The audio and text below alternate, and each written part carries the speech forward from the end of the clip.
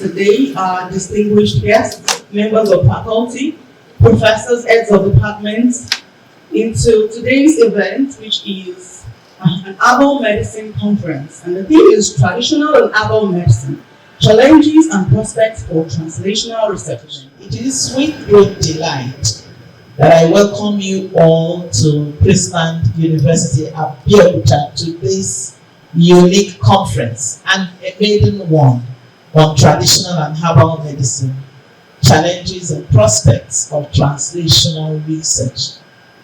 I am delighted to welcome you to this institution, which was established in 2015 by none other than an Amazon and a foremost Nigerian who has taken education from the crèche to the university, High Chief Dr. Mrs. Winifred Awoshika, OON. Today, the university has moved from 2 colleges in 2015-2016 session, College of Arts, Management and Social Sciences and College of Natural and Applied Sciences, to 2 other colleges and 1 faculty, which are College of Basic Medical Sciences, College of Law, and Faculty of Nursing. That is a growth. Please appreciate Chrisland. The choice of the theme of this conference at this period of repositioning the nation towards development is apt. Everybody is interested in development. And these days, you do not say just research. It is research and development.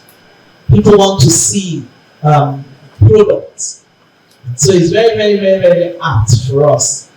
It is a fact that a healthy nation breeds a wealthy nation. Dr. Hiroshi Nakajima, a former Director General of WHO, once said, "Without drugs, a health service has no substance and credibility."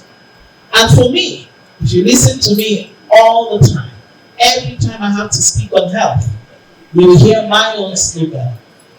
Without medicines, there is no health care. That's my own slogan. Without medicines, there is no health care. Our healthcare system has been challenged over the years in so many ways. For instance, there is a high cost of quality assured medicines, which are essential to health. Hence, we appreciate and applaud NAFDAC for all they have been doing to keep each and every one of us here safe, to ensure that we take safe medicines and safe food and safe products. Let's appreciate NAFDAC again. This is affecting its access to a larger part of the citizenry. We also know there have been different matters arising from having numerous dangerous side effects from medicines from synthetic source. It is imperative, therefore, that we focus all effort towards addressing strategies on improving access to efficacious, quality assured herbal medicines. It is with great excitement that I welcome you all to our Traditional and Herbal Medicine Conference 2024. On behalf of the local organizing committee, LOC, I'm delighted to welcome each of you to this recurrent event holding at Chrisland University, Ogun State. A university known for intellectual readings and traditional learning, a state rich endowed with traditional medical knowledge and diverse plant resources. Chrisland University, we are focused on training future professionals who will translate acquired knowledge into real-life applications and problem solving. The theme of this conference is Traditional and Herbal Medicine, Challenges and Prospects for Translational Research. This theme reflects our shared commitment to advancing the integration of traditional medicine with modern science. It also underscores the need for robust research, regulation and translation of herbal medicine and indigenous knowledge into therapeutic solutions that can meet global health challenges and improve health outcomes. The importance of traditional herbal medicine cannot be overstated. For centuries, our ancestors relied on medicinal plants and therapies, many of which continue to play a vital role in healthcare systems across Africa. Even to date, the COVID-19 pandemic is a great reminder that we cannot manage certain novel pathogenics without recourse to nature. With a high cost of medications, increased drug resistance strains of pathogenic agents, and imagine and reimagine of viral traits for which no known treatments are available. Responsibilities are placed on all of us to venture and unravel the treatment potentials inherent in nature. One of the problems that we have with traditional medicine, and I'm talking about those that do not understand what traditional medicine really is to think that traditional medicine is universal medicine. No, traditional medicine is not universal medicine. So nobody should give the dog the black name in order to hang it by saying that that medicine, because the way they do it in my village, they cannot do it in America like that. Therefore, it is not good. No. You are the one that does not understand it, that needs to be educated about it. It is cultural, okay? The healing art of a people is their own healing art. And that is the method of healing in their own environment. Does not mean that it should be a method of healing in your own environment. Okay, so our job as people who have gone to school, as people who have learned, as scientists, is to see how we can apply the knowledge we have gained from the other side to developing these culturally acceptable, useful, effective, and affordable systems of healing in our own environment. And this encompasses different areas and systems like herbal medicine, acupuncture, traditional African medicine, Ayurveda, amongst others. Okay, so, and that was what necessitated the Alma Ata Declaration many years ago, many decades ago, when African heads of governments, none of them, I think most of them are no longer presidents of their countries. So if about 30 to 40 years ago, some people who were leaders of African countries, they met and decided that, look, we must develop African traditional medicine, bring it home, Nigerian traditional medicine.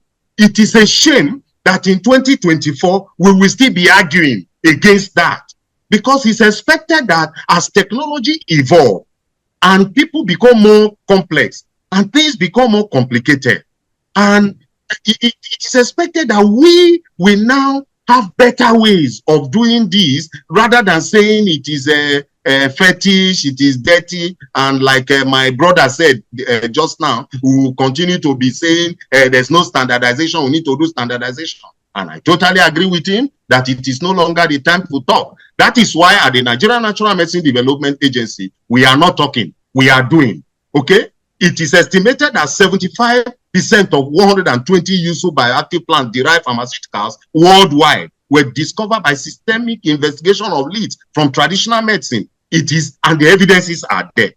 I mean, today we talk about artemisinin combination therapy. We all know that artemisinin is from a plant. Some of us who were privileged to have done some studies in China, we know that even as we talk today, Artemisia annua tea still exists there. And we know that artemisinin is derived from this tea, and people still use it there. And Nigeria has at least 27 different medicinal plants useful for malaria treatment that have been found to stand either shoulder to shoulder with artemisinin or better than artemisinin. Okay? So, what is our responsibility? Now, phytomedicine or botanical medicine, the different parts of plants with the leaves, the barks, and the roots that we all know that our people use in the villages. And if you go to, especially the breeds, if you go to Asia, you will see, you go to a full-fledged teaching hospital, and you see leaves, barks, roots, seeds, and fruits being dispensed by pharmacists. Okay, so, And they are not different from our own. Their leaves are their leaves, our leaves are our own leaves. We have these different plant parts that also treat different type of ailments or diseases in our own environment here. But because of timidity, shame, or inferiority complex, or the fact that we want to wait to be validated by these people, we are not interested in joining forces together, joining our hands together to make our own available in the form that our people can be proud of it, in the form that they will be durable, because they are safe. They are safe, they are effective. Okay? And safety and effectiveness is not proved only by animal studies. In fact, what better way is there to prove safety and effectiveness than they are used in human beings? After all, that's what is clinical trials. The difference between clinical trials or most of these things that we consume is that in clinical trials, you have a controlled system. Okay? But if you go to Asia, they tell you what they have a theory they use, they call the theory of history of use. So if there is documented history of use, you don't come to tell anybody that there is no evidence of safety or effectiveness. Okay, so it's our responsibility at this time to ensure that we have different herbal medicines in the pharmaceutical dosage forms that exist. There is no dosage form that the allopathic medicines can provide that we don't provide today. So talk of tablets or capsules or tinctures, talk of nanoparticles, talk of nanogels, talk of adhesive patches, talk of eye and nose, nasal or ear drops. We have all of those dosage forms today of herbal medicines. We do. Okay? And if you, I have, since I became DG this 1 year, my eyes have opened wider.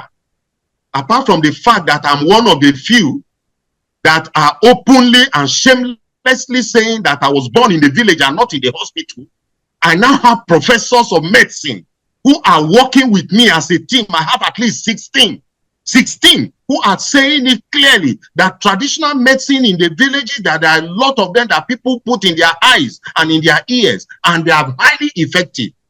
What are we supposed to do? I will talk about it as we move on briefly. Like I said just now, we have at least 20, and there are proven, like when you heard about my biography, they mentioned 3 products that I say I have in the market. Yes, when I was writing the exam to become the DG of this agency it was done online.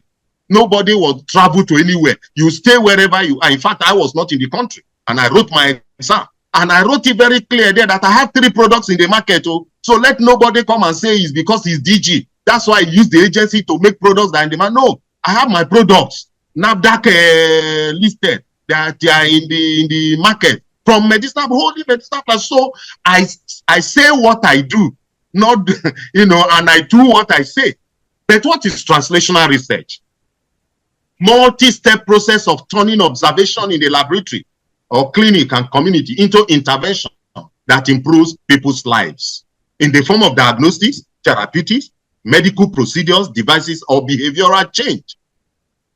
I'm glad to say that in the last 6 to 7 months, our agency, in collaboration with the University of Southampton, got a huge grant on how to see how behavioral change occur using traditional or herbal medicines. So in the field of translational research, it requires skills, diverse skills. And for people who have been in research for a long time, and which is what most of you are, you know that when we talk about research is not about your area again. I think one of the errors that we still suffer from in our own environment here is to think that it's my area. So what we have done as an organization is to put together all equipment in every institution in Africa. We're still loading it up so that if you need, let's say, a scanning electron microscope, once you enter it into it, please move back up to the first part of the page. You can see it on the slide. So once you enter it right there, that is, let's say, the test you want to do. You said scopy, it could be fluorescence microscopy, it could be scanning electron microscope, or whatsoever. Once you print it, it will bring out all the institutions that have it. And once you bring out all the institutions that have these things, then you can select which one is closest to you, and you look at their pricing, you send them what you want to do, your sample, your protocol. In fact, if you do not know the protocol, you can also request that they develop a protocol for you. And then they send you the code. Rather than sending your samples down to South Africa or Saudi Arabia for analysis or for whatsoever, you can simply know which institutions or companies can do it right here in Nigeria. That is what the outside hub is meant for. Also, there are a number of times when your equipment are faulty. Your equipment is faulty and you don't know where to repair it. You don't know who. You don't know who can repair it. What the outside hub also does for you is that it brings together people who are technologists, who know how to repair all this equipment, rather than taking your scanning electron microscope to somebody who has never operated on one before. Now, once you search, you have people who can do this thing, the companies they represent, and they show, and then you can book them, and they come to fix your equipment for you. That is the first product we have. And the second and lastly is the adult store. What is the adult store? A number of times, some of our researchers just call us, oh, I need TDPH, I need ethanol, electrophotometric grade, which you will most likely not find in the country. And then when they ask around the big companies, the companies tell them, you will give us 6 to 8 weeks. You have to defend in the next 3 weeks. And then they are giving you 6 to 8 weeks for your reagents to arrive. Then you are frustrated, you just have to do research based on what is available. And that's another problem. But by creating the adult store, we have access to over 1 million products for research and development. If you need DPPH, some of the companies there are even the direct manufacturers, so that you don't have to start looking for, you don't have to pick up the cost. A number of times, some of the companies here in Nigeria add as much as 200 to 300% in profit to some of the reagents you buy from them. And some of these reagents, and that's simply because they put a lot of margin on it, maybe because of taxes or whatsoever. But now you can actually deal with some of these companies directly, and even some of your local distributors are going to be on the platform. For example, if you need any med product, you have to talk about Catchy. You need something from Honeywell, you talk about Bristol Scientific, and all of them are going to be on board on this platform.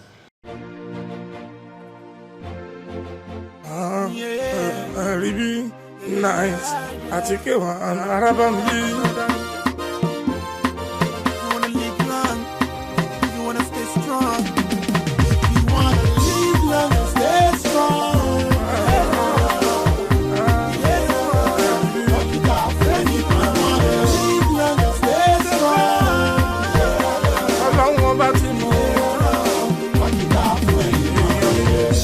Ogun billion fún ni wọ́n sọ. Ṣiṣẹ́ abẹ, ewé ń jẹ́, ogun jẹ́. Má ṣe lògùn without doctor's prescription.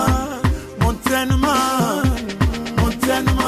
all on doctor's attention. Now, the traditional medicine is defined as a sum of the knowledge and skills, practices based on these theories, okay, beliefs, experiences, indigenous. These are indigenous to various cultures. And that is, and that's why I like what Prof was saying, that it's really important. These are indigenous to us, our very cultures, and so that nobody is down on who we are, where we are coming from. Generally, the focus of traditional medicine is on the overall condition of the individual and not on particular ailments. So the use of herbs is actually central in this system of traditional medicine. So a lot of traditional medicines have some herbs in there. So I'm showing you some pictures of herbs, but we all know and we love very much. So in the past years, centuries, we have seen the development of massive production of chemically synthesized drugs. And however, a lot of our people, over 60, 80, and the Prof said now in Nigeria you have about 93. That's exciting, that's interesting. And a lot of our people depend on medicinal plants as primary source of health care. Now, the interest in the use of ethnobotany is it's increasing actually. It's what I've said. And even in industrialized nations, it is increasing. In fact, as far back as 2012, WHO data show that almost half of the population in many industrialized countries now regularly use some form of TCM, of medicine. The US at that time 42%, Australia 48%, France 49%, Canada 70%. I mean, these are quite interesting figures to look at, and they are important for us also because we are looking at not only handling this with me, but also like China and other places exporting it. We need money to develop our countries, and therefore, as we think about these things, we are helping our nations, helping our people to be healthy, but we are also selling out because we have a lot, and we can do that so that our nations will get richer, and the poor, the infrastructure and everything can get better. So this is the idea of looking at the others, their interests, and then now selling what we have to them. But before we do that, we have to polish them up, right? And so globally, there are some botanical products that have been considered as, these are the top selling. So these we have been the top selling ones, but there are common reasons why people are going for people go for traditional medicines, of course, or herbal medicines. We're saying that often they are perceived as more natural. We love them. We love nature. We love our things, our culture. This is coming from handed down. It is not just at the top of your head. And, of course, there are some quacks. You always find quacks somewhere. But most of these have been handed down over the years. Our forefathers, they have. So it's sometimes when we say that there is no, of course, they didn't go to school. So they didn't have research, but they have a way of telling a couple of things. So they would, I remember back in the village, they would tie those who work on the boat, they would tie the thing on the chicken's leg and monitor when they would be healed and so on. So it is not just that at the top of their heads, they just say things. It is coming from experience. Herbal medicine practitioners is coming from experience. They have used some of these products over some time. So you see some things that they say, it doesn't seem to make sense, but they know where they're coming from. They know where they're coming from. And so these other reasons that they serve as complementary to alternative therapies to the various health conditions, the various whether infectious, non-infectious, these are very helpful. Indeed, a lot of people use these things for herbal medicines for chronic conditions. And they have been shown to be very helpful. Of course, there are always cautions everywhere. Now, there is increasing demand globally, as I mentioned, increasing demand globally. And this is bringing in, strengthening our GDP on this side of the world. We know that we need that very much. Now, several herbs comprise bioactive compounds, and these are also very effective. And we can raise some money. If it is bioactive, we can patent some of them. Recently, quite a couple of years ago, we had filed a patent on something that we worked on, very interesting. I don't think I'm sharing that today, but we looked at it. It had very interesting trypanosomiasis activity, and then also leishmaniasis activity. And these are also very so these are the entities, as it were, we call them. If you look at the value chain of a medicinal plant, there are so many things and so many areas that one can go into. It is as scattered as the graph here shows. You can buy in and enter into any sector that you like. You don't have to be a farmer to be a plant herbalist. You don't have to be a doctor to be able to be a plant herbalist. So that each sector has what they contribute, the industrial chemist, the buyer, the patient, the healer. Each one, there is a whole detail in that we have A, B, C, and E, and F. So whoever is interested in developing or going to this area of business will be able to enter into it. Then you see how we have been able to aggregate all this into a project, which is what I want to speak about now. We notice that one of the things that have been problematic in Nigeria, and in fact the whole of Africa, is the lack of knowledge continuum. When people go to university, they don't no longer want to be seen as believing in traditional medicine.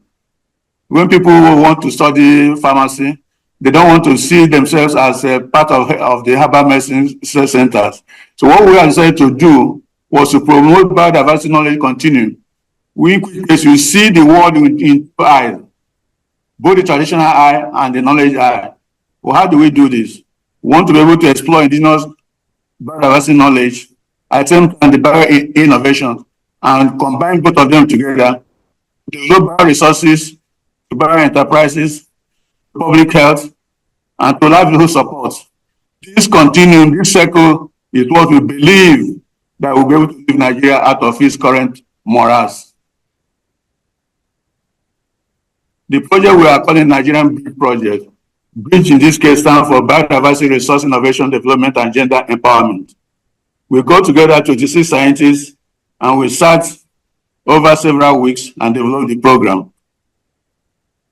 The idea that we are trying to imagine a knowledge system where we, as I said earlier, we will be able to use the knowledge continuum that we have built over these 32 years and be able to support a system where you concurrently view both the traditional and the native and then the modern knowledge in the two eyes in, to create a very reliant healthcare support system, build and co-adopt innovations, and promote enterprises that are based on local biodiversity.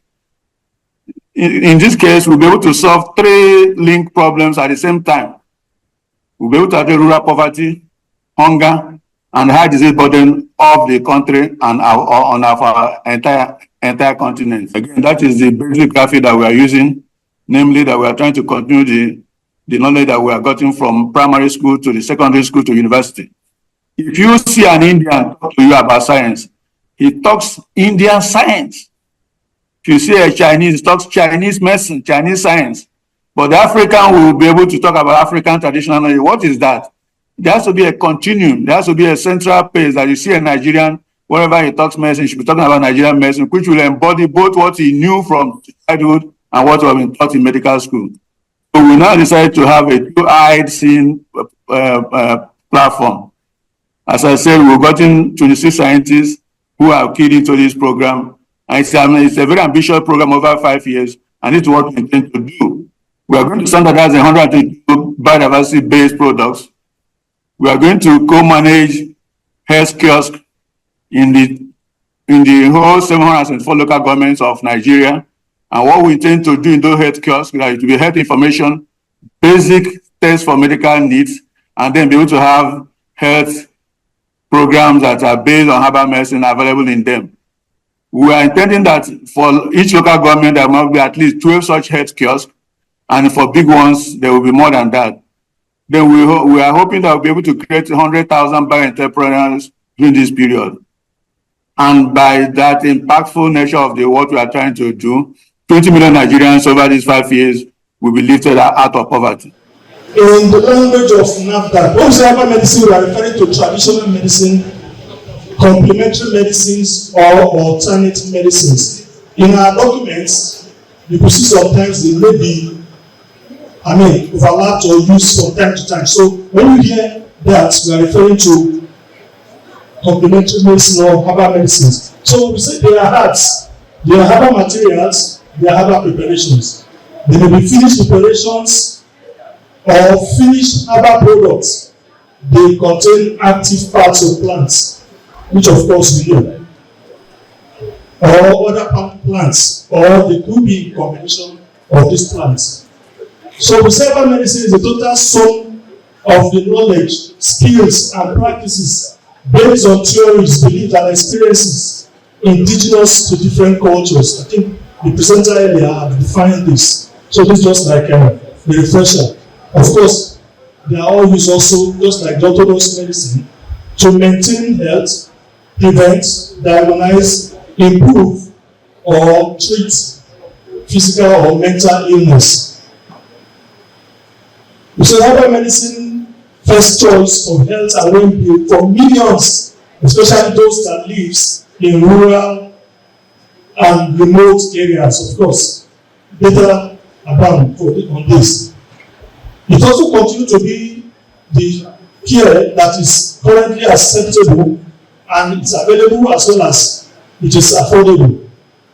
So the safety and efficacy as well as quality control is now of importance, because if you say this service is embraced by millions of Nigeria, as a regulatory body, our concern will be now to control what these people take, because more people are exposed to having it. So it is a concern, because both for us as well as for public health. Looking at challenges in the development and the implementation of regulations of our medicines are still things that over the years we've been talking, just as the keynote address speaker tried to carry us through today, this morning, that these challenges are there. We just have to start doing the talk and stop just talking. We must move. So the challenges related to regulatory status, assessing safety, assessing efficacy. How do you say these products are safe? That is our concern as a regulator. How do you say they are effective? And how do you talk about the quality? These are the quality control. We all know that. Then monitoring of the safety as well as lack of knowledge within other or national NRAs. NRAs generally, as we discovered earlier on, no documents, no history, no knowledge. We are just going in that realm. So challenges of controlling becomes a thing of concern. So despite these challenges, NAFDAC has institutionalized regulatory frameworks which with regulation and control of our medicine has become very effective, so that the quality, effectiveness, the safety of herbal medicines is guaranteed for the benefit of the public. We're talking about NAFDAC. Why do we control herbal medicine? You go to us, what you concern on that? Is herbal medicine the same as orthodox medicine? It's our concern, because the law, the act that established the agency, those days used to be the military decree, or some of us that were old enough to know when the militaries were there. It was called decree. So it was decree number 15 of 1993, as amended by 1999, that established NAFDAC. That was during then General Babangida, I think, for those of us that still remember.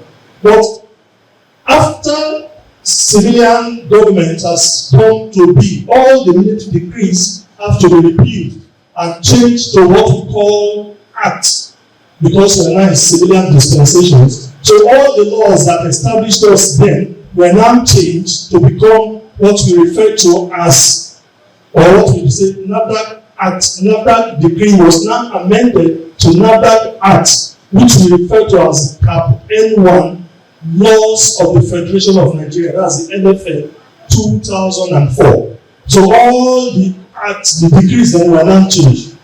Now, it's also important to know that this decree, or rather this act, has legal weight. Okay, in silico briefly means something done on computers.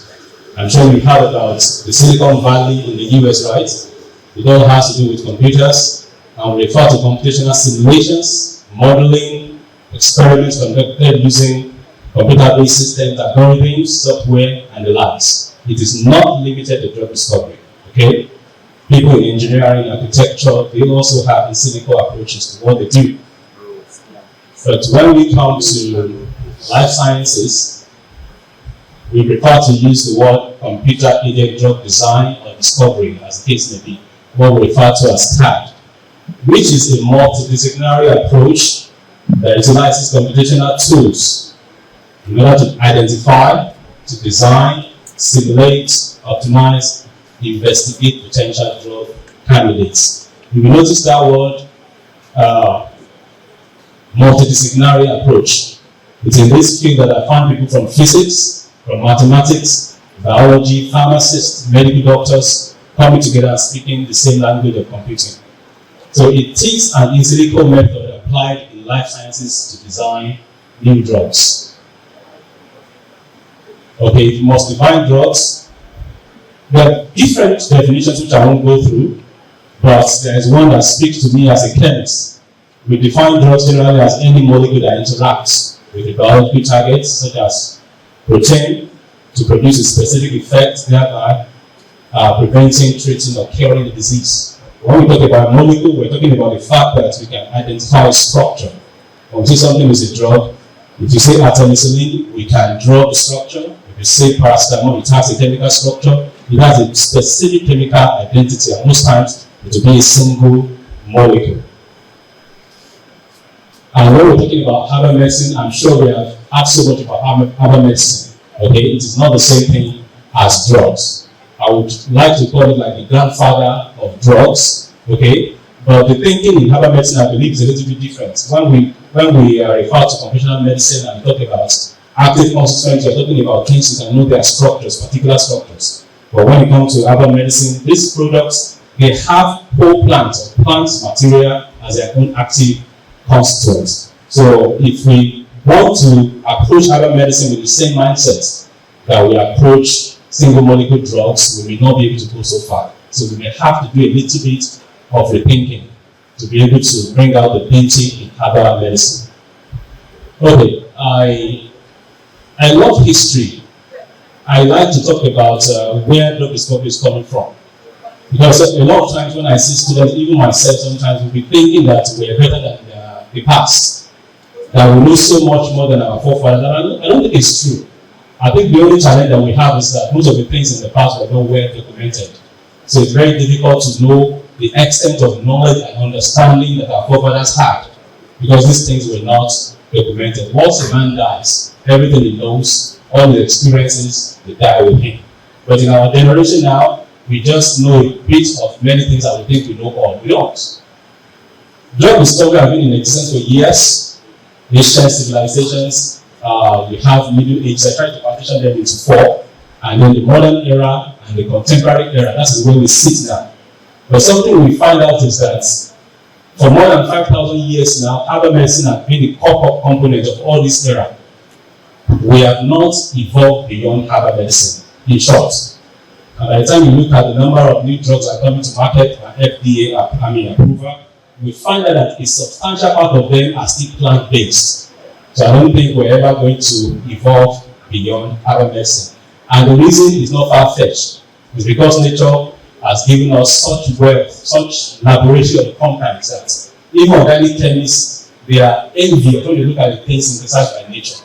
The complexity, the beauty of these molecules. So I don't think we're ever going to evolve beyond them. These are some of the drugs of Ayurvedic medicine, which is basically practiced in India, Bangladesh, Sri Lanka, and other places. And the statistics say that over 80% of those people, they still use it till today. And we're talking about something that has been in existence for more than 5,000 years from now. I said a medicinal plant is any plant. And so far it has therapeutic activity. And I was relating it to the common adage that a child does not know a plant, you call it a weed, until you know its therapeutic activity. And plants can be useful for two main purposes. Either as a drug in itself, like you have quinine sulfate in the plant cinchona, or they can be used as precursors, templates, for the synthesis of more active, less toxic ones. Like you have salicylic acid in the willow bark, which serves as template for the synthesis of acetyl salicylic acid that elicits the anti-inflammatory and analgesic activity.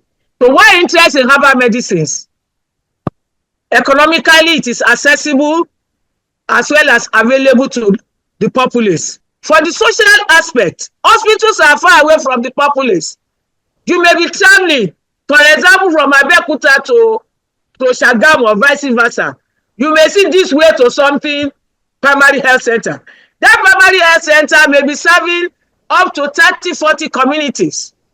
So that the social aspect as to the availability of modern medicine and also modern ways of treatment, they are far from the people. There are some traditional herbal medicines, remedies, they have been found to be efficacious and affordable. There is a long history of the use of several herbs, both as medicines and food, provides basis for acceptance. And several communities, they have cultures as well as historical association with the use of herbal medicines. Let's define herbal medicines now.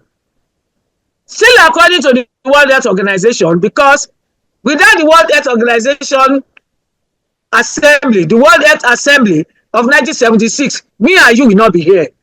And the Alma Ata Declaration that member states should go home and exploit their local biodiversity using the traditional barefoot doctors that are traditional healers. And since then, we have continued to improve. So that according to WHO, herbal medicine should be regarded, note these keywords, finished. You cannot just pick a leaf and say that it's a herbal medicine. It's a crude medicinal plant. When you finish it, it must be labeled. Medicinal products containing as active ingredients either aerial, underground parts of the plant, or other plant material or combinations thereof, whether in the crude state or as plant preparations. And in addition, you can have plant materials to include juices, gums, fatty cells, essential oils, and other substances of that nature. Herbal medicines may also contain excipients in addition to the active ingredients. So I have two pictures here. To my left, it is finished, but not labeled. Therefore, it's not a herbal medicine. To my right, it is finished. It has a label as to the direction for use. It is a herbal medicine. Note that herbal medicines also include preparations of biologically active natural products. You can have fungal or bee products. You can also have minerals like kaolin, bentonite, ash, insect parts, or animal parts. All these are still classified under herbal medicine. However, when you have a herbal medicine and you think it is bitter, and you decide to add chemically defined substances like adding saccharin or sugar, it's no longer a herbal medicine. It becomes a herbal medicinal preparation. And in some other countries, herbal medicines may contain other natural, organic, or inorganic active ingredients like potash, clay, kaolin, alum, and so on. So if you add all these, because they occur naturally, they will still be classified as herbal medicines. And there are 4 categories of herbal medicines. Those that are prepared by traditional medicine practitioners for individual patients with fresh or dried raw materials with a short life. These will be categorized as galenicals or extemporaneous preparations. Then category 2, herbal medicines used in the community. They are prepared in advance and they are composed of food, raw plant materials. In the third category, we have standardized plant extracts, prepared in advance, and they are supported by scientific research. And we also do supply laboratory equipment and installation as well. So when we supply equipment, you don't just bring equipment to your facility, dump it, and leave. We have engineers on ground that will install it, they will maintain it. And our services also include the supply of chemicals, reagents, consumables, glasswares. And we also have engineering and after-sales support services that I mentioned earlier. And we also do intelligence and retail stocking, which is the VMI, Vendor Managed Inventory. So in the intelligent retail stocking, what we advise our customers is, okay, if you need some chemicals or some reagents or anything, other material at all, or any product at all, you will need within a particular period of time, just come to us and tell us this is what I need, so that we can give you the list, we give you the price, and then we bring it in and store it. We'll stock it for you so that there will be no issues if you want to carry out analysis, because most of the time these items are not available with the manufacturer until after order is placed, and placing order for them sometimes takes time to come. Depending on the materials, so if they don't have materials on ground, it will take time for the items to be available. Okay, so this is some of our past projects. We worked with SON, the NCDC, UNESCO, NBIR, OCP Africa, and UNN, and the likes of them. So within the space of let's say 10 years, or within the space of 5 years, I think Achi has done business of over 10 billion naira from these customers you're seeing here.